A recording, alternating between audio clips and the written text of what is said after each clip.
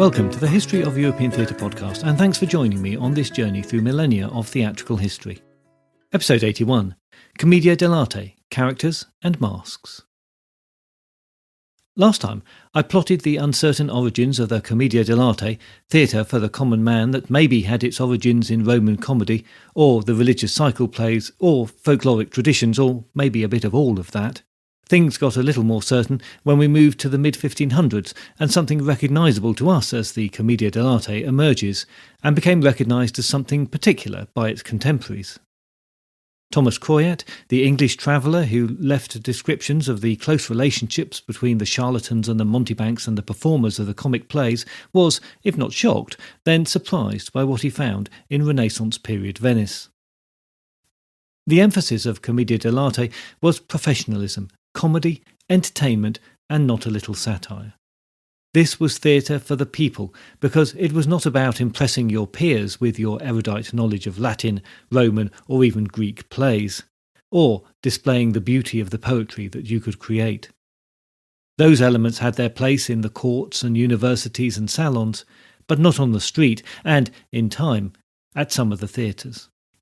This was about entertainment, enjoying the spectacle and the music, and let's not forget the poking fun at the local dignitaries and other rulers that the common people might be aware of. A joke at the expense of a prince or even a pope might get slipped in next to a jibe about the fat man in the front row, or the local magistrate who slipped in at the back hoping not to be seen but wanting to enjoy the show, or the drunk woman who thought she could get the better of the performers with her own wit. This was spontaneous theatre, or so it appeared. But behind the apparently improvised scenes were prompt books and written jokes and scenarios that had been pre-selected by the performers. And that takes nothing away from the elements that were improvised and delivered extempore by the skill of the performers. But improvisation was only one element of the skills on display. As the troupes, who were still mostly nomadic and circled the country following the fairs and feast days, developed their art, a number of standard characters were developed. Eventually, and a specific time frame is uncertain here, all the troupes were presenting more or less the same characters showing the same traits in various scenarios. Now, that suggests that there was a lot of cross-fertilisation between the troupes, and many were well aware of what the others were doing, so that collectively they coalesced the characters into common types. That seems quite likely, especially amongst the most successful troupes that we have records of. Surely they would have seen each other's work, brought in ideas as occasionally actors moved from one troupe to another, and found the common point of entertainment that the crowd responded to. They were performing to a still largely illiterate crowd, so characters that carried familiarity and common traits were useful as a shorthand to engaging an audience. But before getting to the individual characters, we need to appreciate that there was a pretty strict hierarchy within the character set that also reflected the hierarchy in the acting troupe, which in turn held to the almost universal belief in society in general that the order of society was ordained by God and there was purpose to each individual's position in society they were born into. This is the period where the strictest of these ideas was beginning to break down with the rise of the newly rich merchant classes who could hope for some social advancement, and the impact of the Reformation, which had the potential to take a man to who knows where. But it remained useful for the aristocracy and the church to squash any ideas of social mobility that might be stirring in the populace in general. However, in the Commedia dell'arte troupe, the hierarchy was used to mock the current social norms. The leader and senior actors, which I use here to mean actress as well, played the most major parts, like Pantalone and Il Dottore. Below them, younger, less experienced actors played other featured parts, like the young lovers and the captain, and below them came the minor characters, who sometimes doubled as musicians. Collectively, this group was known as the Zani. And you can no doubt hear in the word there that it's the origin for our word zany, for a particularly madcap, extreme kind of comedy. That, in turn, tells us something about the comedy of the plays. These were not gentle, giggle quietly to yourself comedies. No, they were meant to generate a big laugh. You came to the Commedia to have a good time and see something that was not just entertaining, but a little life-affirming as well. It could be rude and bawdy at times, and was not afraid to poke a joke at those who thought too much of themselves. But you also knew that you were getting a nice story that would end happily, and then there would always be singing and dancing, and costumes and music to enjoy. Much of that enjoyment, and much of what we remember about Commedia dell'arte, comes from the characters portrayed on stage. So what are the details of these stock characters who have become so influential? There were 5 main characters who were supported by some female characters and the Zani group of characters. The main characters changed a little and were renamed sometimes as the form developed, but there is a lot of commonality between them over time and distance to a surprising degree. The summary of each character that follows could have quite a bit more detail in each case, but I've opted to give you a broader idea of them rather than the where and the how and the when of all of the changes that have been documented, just to keep things to a reasonable length.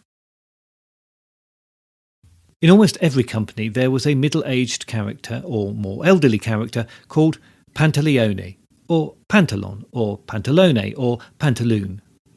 The origins of the name are uncertain, but it could be derived from Saint Pantaleone, a popular saint in Venice at the time, or perhaps more likely from the name of the Venetian merchants who were known as Piantaleoni. Another suggestion is that the name refers to the character's endless search for money. His full name used in some troupes means of the needy. The whole question is further complicated because in the earliest versions of the scenarios he is called Magnifico and was portrayed as an aristocrat or city elder, but this soon gave way to the very similar Pantalone character.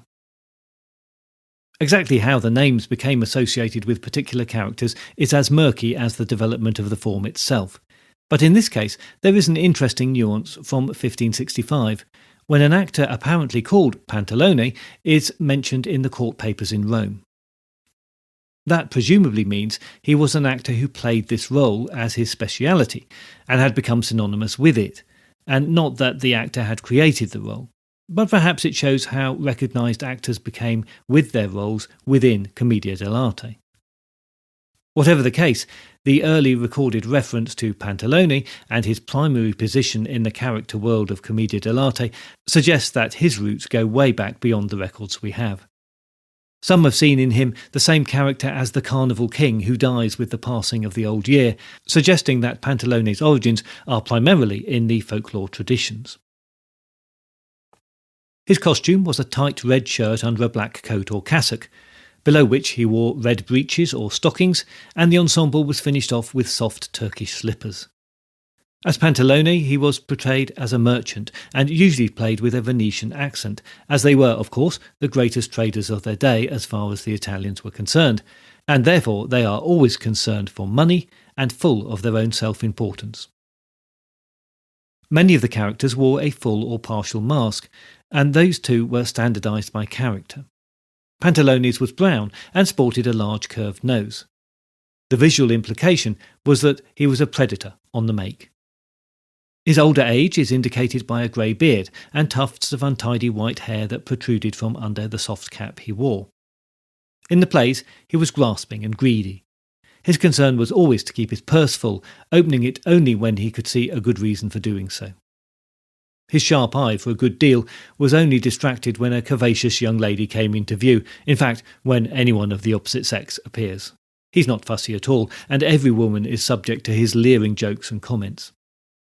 He speaks in the voice of an old man, showering proverbs onto the younger characters, which he thinks passes for knowledge, but they often fall well clear of that mark and single him out as a fool. It's only his own massive ego that prevents him from seeing how foolish he looks. He wears a gold chain and a dagger to signify his wealth, and of course a bulging money pouch, which was usually worn provocatively dangling in front of his genitals. In some troupes, that was changed to be a money-carrying codpiece, but the phallic implications were always there. The physical stance of characters on stage was also an important part of their character, and the audience recognition of that character. In the case of Pantalone, it was the stoop of the old man, but that was also a means of protecting his money and those other precious jewels. To further exaggerate the focus on the crotch, the feet were held close together and the knees bent facing out. This is the classic Pantalone, But in illustrations from some of the earlier portrayals, the focus was on his bullying and aggressive manner, and the pose is more upright and stronger, the phallus emphasised to the point of erection, and he can look, well, youthful.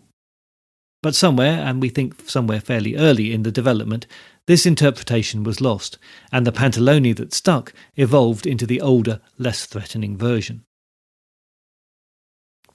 On stage, Pantalone is often paired with Il Dottore, the Doctor. He wore a black cloak and hat with a white ruff, suggesting that he's an academic and proud of his qualifications. His mask was very dark brown or black, but with bright red cheeks painted on it. He wore a short, neat trimmed beard. He is a pedant in speech that is often little more than a series of what he considers to be infallible pronouncements. He peppers his speech with Latin phrases, but delivers all of this with an accent from Bologna. To the audience, this was immediately incongruous, revealing that he comes from peasant origins, and so perhaps is not as learned as he seems. Sure enough, the scenarios soon find him to be a gullible fool, easily taken in by tricksters, and worse still, he is cuckolded by his faithless wife. As I mentioned last time, the Quack Doctor character had a long history, but also a current association with the mountebanks and charlatans who shared the stage with the Commedia dell'arte. These origins certainly go back into local folklore and possibly earlier. It's tempting to think that the Quack Doctor character has existed since the time of Hippocrates, perhaps even earlier. The plays almost always include a section where this false doctor can boast of his cures, his travels, and his acquired knowledge. That is closely followed by a haggle over his fee, which is always on the extortionate side, as he tries to claim that the miraculous recovery of the hero is down to his skills, even when clearly it is not. The Dottore moved around the stage in staccato fashion, with tiny steps, tipping back on his heels as he thinks out loud. Of course, he loves to show his working, to display his knowledge, and he stretches tall as he decides on a course of action. Because the impact of the Doctor on the plot is not usually significant, but often contained in a single part of the play, he is sometimes viewed as secondary to the major characters, but that view really underrates him. This character reaches far back into folklore, but is also very recognisably current. When he's on stage, he assumes control of it. That is because he offers hope in what appears to be a hopeless situation. But he is also feared because of the esoteric nature of his knowledge that verges on the magical. But for all of this deeply felt resonance with the audience, he is also a comic figure, providing a lot of the comedy in the piece as he comments on the action of the other characters. He strikes a pose behind other characters while they speak, undermining or distracting from their words. He tuts and sighs to indicate his disagreement with whoever is speaking, but then offers a ridiculous solution or no solution at all. This character is a great example of how there was much that Commedia dell'arte inherited from the past and did not feel the need to change comedy when they knew it worked. They simply absorbed the character into their own world. Where he appears in the medieval cycle plays and the English mummers plays, the Doctor is a very similar character. This is deeply traditional stuff. But in Commedia dell'arte, the combination of the traditional and the contemporary was at its most obvious, and that, I think, speaks to why it is such a successful and long-lasting form. The next character is that of the army character, and it's one that has made its way most obviously from Roman comedy. He's often referred to just as Il Capitano, but his traditional full name was Il Capitano Salvador de los Virgines Borrachas, which translates to the Captain Saviour of the Drunken Virgins. Yes, nothing too subtle there. The braggart soldier character of Roman theatre became a cowardly Italian in the early Commedia dell'arte scenarios, but then developed a Spanish look and character, with his honorific Capitan emphasised to show his origins. Through the early 1500s, Italy had been subject to military incursions from both France and Spain, a matter that was more or less settled in 1530 when Charles V of Spain was crowned King of Italy. Through much of the Renaissance period, there was a Spanish military presence in the Italian states, either through occupation or agreements with individual dukes and princes to accept a form of Spanish overlordship. So, much of the local population knew the Spanish military, even if their locality hadn't been directly in the path of any of the many skirmishes that took place between the armies of Charles V and local resistance. As things settled down, these armies were superseded by military men roaming the countryside looking for mercenary work as military advisors to the local dukes and princes, and they had a reputation for overemphasising their achievements on the battlefield. But through all of that, the characteristics of the Roman version that will be seen again in Shakespeare's Falstaff and others in the future are present here. The captain is a fake and a fraud, and sometimes even the validity of his rank is questioned. The suggestion being that he did once hold the rank, but it had been stripped from him thanks to some inappropriate behaviour. He blusters around the stage in a parody of the military march, pompously speaking of his acts of bravery and the brilliance of his command. But it's all for show, for he is a coward at heart. Typically, he was short of cash and trying to live off his wits until the next army payday came in. Despite his lack of funds, he is always sure of his attraction to the ladies, and his moment of realisation that his advances have fallen short was often the peak of the comedy in the play. His mask, which carries a fierce expression, also had a long nose, and below he had a generous black moustache. His cap is fluted and feathered, and as he strides around, he emphasises his words with a flourish and a stab of a wooden sword that he carries. This type of character, as a cousin descended from the Roman braggart soldier, also featured in the Latin comedies, often as the unscrupulous love rival, and the butt of many jokes, and it's one of the few crossover points between the two forms, thanks to their common ancestor. Perhaps more than any other character, he appears under many different names. Cocodrillo, Matamoros, and Rhinocrente were the most common versions, but there are many others, including Mio Sascuara, the rather too descriptive little shit. A tradition developed that when an actor took on the role, which was one that he was likely to play for many years, he had to create a new name for the character, so they inevitably became rather inventive. A principal purpose of the character of the captain was to satire the military, so his costume changed to represent the current or local army. A common feature was a helmet with a huge feather on top or a spike, and long leather boots, although maybe not a matching pair, and flamboyant garters. Beneath the bright surcoat with its sashes and medals was a soldier's leather jerkin, but a tattered and patched one, which, with the mismatched boots, gave a clue to his true financial state. A somewhat more subtle indication of his character was the streak of yellow somewhere in his costume. When the state of his undergarments is questioned, he blusters and puts it down to the way his muscles expand and his body hair bristles as he fights the enemy. For us, it's perhaps easy to see the captain just as a historical figure now, but for his contemporaries, he was probably the character that was most enjoyed for the satire and the ridiculing of something that had been a presence in the country that most would have seen as a bad thing. We also need to remember that the captain was an integral part of the pre-mechanised warfare. The hand-to-hand combat with the sword that the captain led his men through was bloodthirsty stuff, and as the commander on the spot, he was pivotal. As Machiavelli himself pointed out, the whole course of a battle could depend on the leadership of a captain and his skills as a horseman. As he put it, the single unexpected spin of a horse could change the course of a skirmish. There was honour in that, but these Spanish captains were mercenaries, who fought first for one party and then another without any patriotic motivation, and as such they were, if not despised, then looked down on with feeling. An even more varied role came with the Neapolitan Pulchinello, or Punchinella, or Punchinello, and several other versions. He could be both wise and foolish, engaging or boring, and his kindness could turn to something near cruelty, through the different manifestations. What distinguished him most was his ugliness. His mask was peppered with warts and spots, his nose was an enormous hook. He was often portrayed with a humped back and protruding stomach. His legs were thin and bandy. He wore a long pointed cap that was adorned with a feather. If you're familiar with the English Punch and Judy show, then think of Mr. Punch, who developed from this Commedia dell'arte character, probably via Neapolitan puppetry. Punchinello was never going to be a character liked by the audiences. Indeed, he was created to be disliked. so his worst traits were played up to the full, and he was, no doubt, booed around the stage. His origins have been traced back to the Maccus and Bucco characters of Attiline farce, as he combines the characteristics usually associated with them.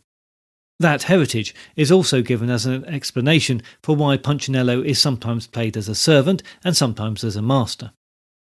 As the master type, he is intelligent and always scheming to control events, whereas in the lower role he is more of the country bumpkin who is carried by the events as he tries to turn them to his advantage.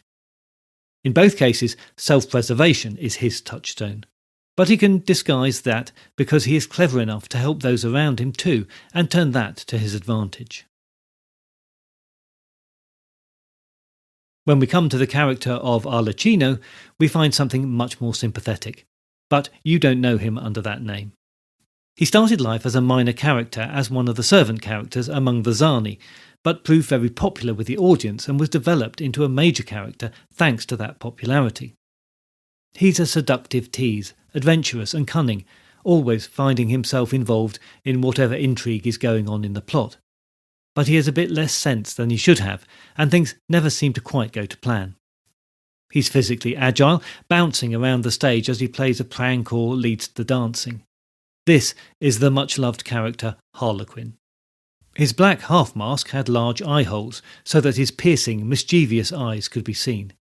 He wore a rakish hat and carried a harmless sword known as a slapstick, that he would often beat the other players with. His costume started out as a representation of beggar's rags, a shirt and a coat made of mismatched patches of cloth.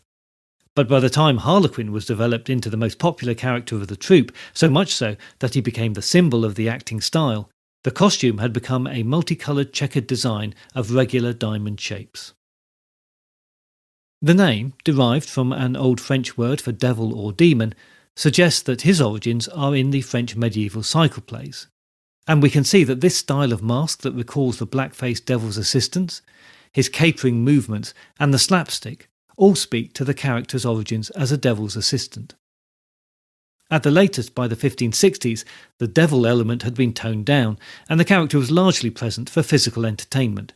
The actor playing this part had to be more acrobat than anything else. Every movement would be made complex and agile. Traversing the stage was no simple walk, but would include a cartwheel. Descending from a balcony would mean a backflip or other spectacular somersault. The slapstick was used for beating others, but only after a toss and a catch accompanied by exaggerated gestures. He plays only a small part in advancing the plot, but is crucial to keeping the show lively and the entertainment bubbling along. Harlequin's constant companion was Brighella, or Buffetto, or Scappino. Usually portrayed as a servant, he was a more minor character and an odd sort of companion for the likeable Harlequin.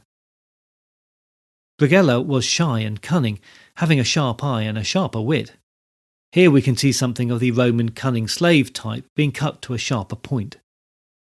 He was another owner of a large hooked nose and wore a short white jacket and wide trousers which were decorated with green brocade.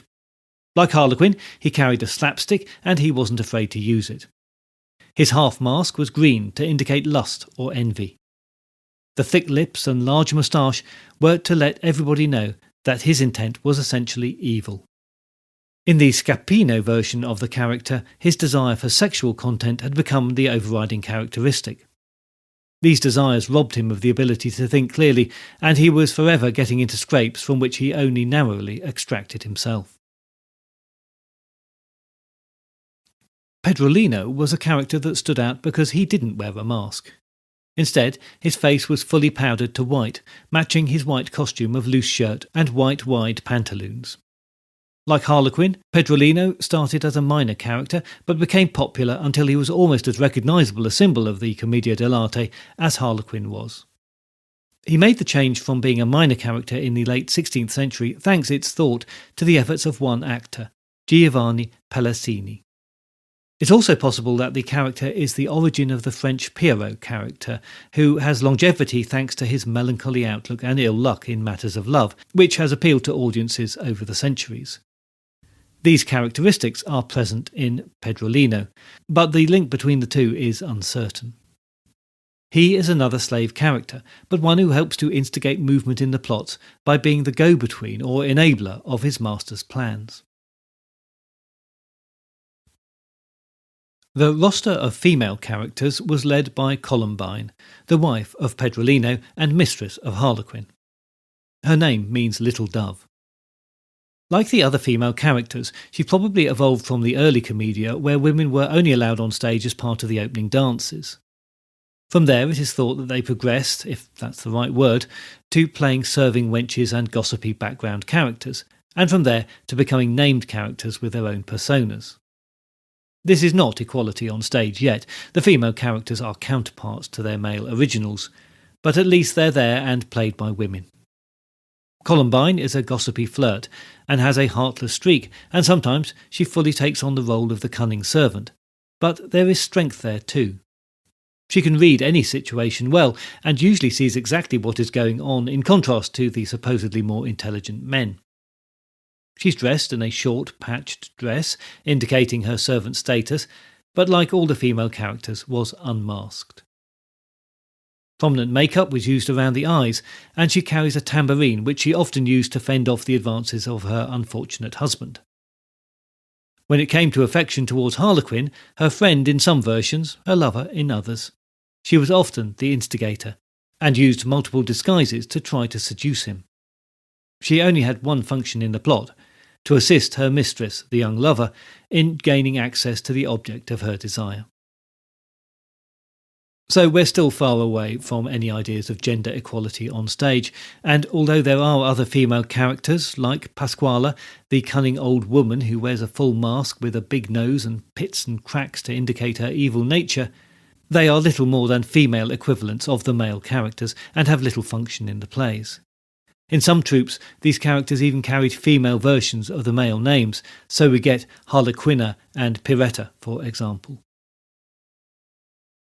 The last characters I should mention specifically are the two young lovers, known collectively as the Innamorati. They were unmasked and represented normality, around which all of the other bizarre characters rotated. Much of the plots are taken up with their attempts to get together, which, despite many setbacks, are always eventually successful. They were played as the children of any combination of the older characters, depending on the particular scenario and the size of the troupe. Their costume changed with the fashions of the day, and their speeches were often long segments of quoted love poetry or prose. What was certain is that they would be destined to enjoy a happy ending, whatever traumas the plot threw in their way. So Commedia dell'arte is in many ways very familiar, stuffed full as it is of stock characters who are masters and servants and lovers who are forever trying to outwit each other in one form or another.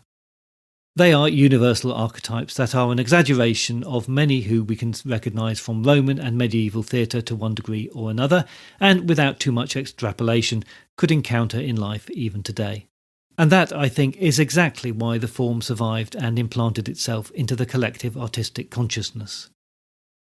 These particular versions of the archetypes are right at the beginning of the modern era, where the mindset and sensibilities are close enough to our own for us to feel way more comfortable with them than we would for anything from, say, the Roman or medieval stage. Most of the heavy lifting there is done through the characters, which are comic, chaotic, and not a little bizarre. But they have elements of truth and individuality about them that is something new and recognisable to us. In their time, the plays thrived because they used exaggeration and comedy and mask to produce an extravagance of emotion that appealed to the sensibilities of the time. At this time, there was little interest in individuality, in character development, or the psychology of actions. What the audience of the day expected was an embodiment of a mood and a type of behaviour that was clearly good or bad. And I'm not suggesting that the audience was any less engaged with the plays or less sophisticated necessarily than us. They just had a different expectation of what the purpose of a play was. In Commedia dell'arte, it was entertainment, much of which was achieved through characters that were satiric and comic, but who also held an emotional truth and values that have universal appeal, and that can still be said to hold true today. Next time, we'll stay with the Commedia dell'arte and take a closer look at the plays they created and the nature of their performances. The scenarios are just that, rather than full scripts, so much of what they did is lost, but we can piece something together from surviving prompt books and traditions that continued well beyond the end of the Renaissance period itself. In the meantime, please consider joining the members on Patreon who receive extra audio content.